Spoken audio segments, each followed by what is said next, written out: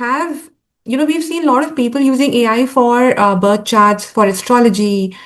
Do you think it is dangerous or it is okay to use AI for spiritual science? What are your views on this? Thank you so much for asking me this very, very relevant question. And I'm so glad that we are asking it today when there has been discussion that I heard in the panel about how empathy and AI, they go hand in hand and one is not separate from the other. And which is where my answer also comes in that AI, when it comes to spiritual science, is a tool. And honestly speaking, the danger is not specifically AI. Actually, the danger is the dilution of depth, which is what spirituality, astrology, tarot, numerology, or even the trauma informed coaching that I have so far been holding space for in this particular field brings when a human being comes to picture.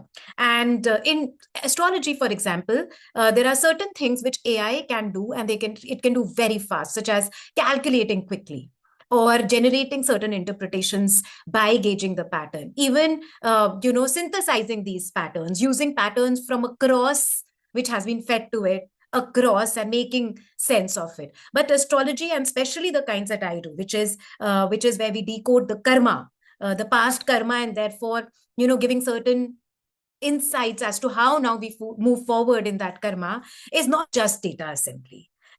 So many of experts here mention that how data so far is being utilized beautifully to give an outcome, but karma and human brain, human mind, creating a space for them is not just data. What it really requires is some sense of intelligence, some sense of also lived experience, lived psychological understanding, because every human being is not same, we all are different, and the ability to hold anything which the other is projecting on us, including which has been very well put over here, the ethical discernment, the moral discernment of people in terms of what to say, what not to say. It was in news some time back that how somebody actually self-exited because they outsourced their therapy to AI. And AI finally, the conversation that they had with the AI supported their argument of self-exiting. So this is where the moral and the ethical part of a human being in such kind of spiritual sciences come into picture, which AI, as I said, when it comes to data calculation, etc., can support, but then holding the safe space probably still long time to come. And so therefore, when such mass readings are concerned, and that too without responsibility, that is where the main concern lies. And specifically in spiritual science, when we are dealing with the human psyche, if there is misinformation, even if it is subtle, that can lead to dire consequences. So AI can definitely research.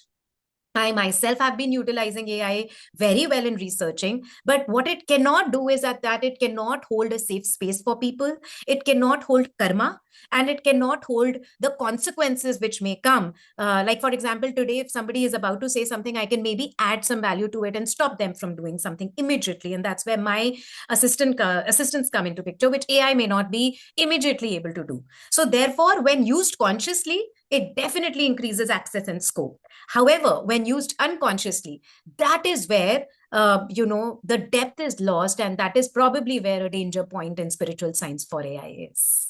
Yeah. That's a brilliant input, and I think the human touch factor has definitely added a lot of value to this conference. Thank you so much, Nia ma'am, for sharing.